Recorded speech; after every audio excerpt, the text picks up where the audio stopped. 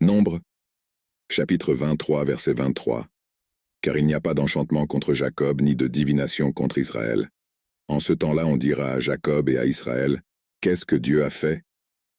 Nombre chapitre 23, verset 23, fait partie du récit biblique qui raconte l'histoire de Balaam, un prophète engagé pour maudire Israël, mais qui, par intervention divine, a fini par prononcer des bénédictions sur le peuple. Explorons plus avant le sens de ce verset, la protection est le but de Dieu.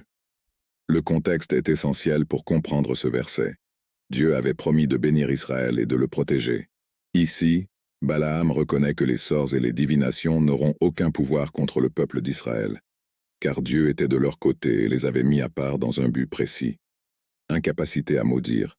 Balaam a été embauché pour maudire Israël, mais à plusieurs reprises, lorsqu'il a essayé de prononcer des paroles négatives, Dieu a mis des paroles de bénédiction dans sa bouche.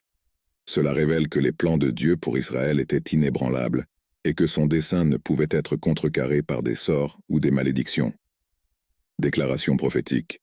La deuxième partie du verset est une déclaration prophétique qui anticipe la reconnaissance par Jacob et Israël de ce que Dieu avait fait pour eux. Cela suggère qu'à l'avenir, le peuple d'Israël reconnaîtrait et proclamerait les actions puissantes et protectrices de Dieu en son nom. La relation avec Dieu. Le verset met également en évidence la relation spéciale entre Dieu et Israël. Il a choisi de bénir et de protéger ces personnes d'une manière unique, démontrant son amour et sa fidélité. Leçon sur la confiance. Ce verset enseigne une leçon sur l'importance de faire confiance à Dieu.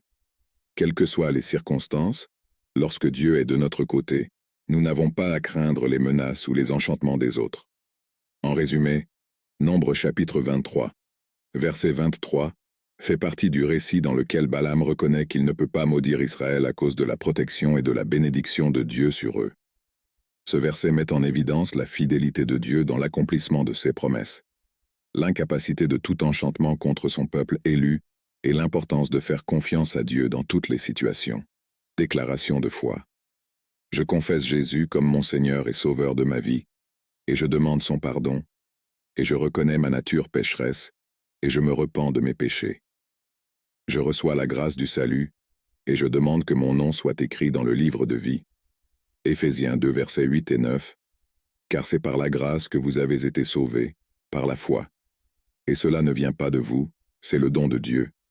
Pas d'œuvre, de peur que personne ne se glorifie. Jean 10, 27 et 28. Mes brebis entendent ma voix, je les connais, et elles me suivent. Je leur donne la vie éternelle, et elles ne périront jamais. Personne ne peut les ravir de ma main.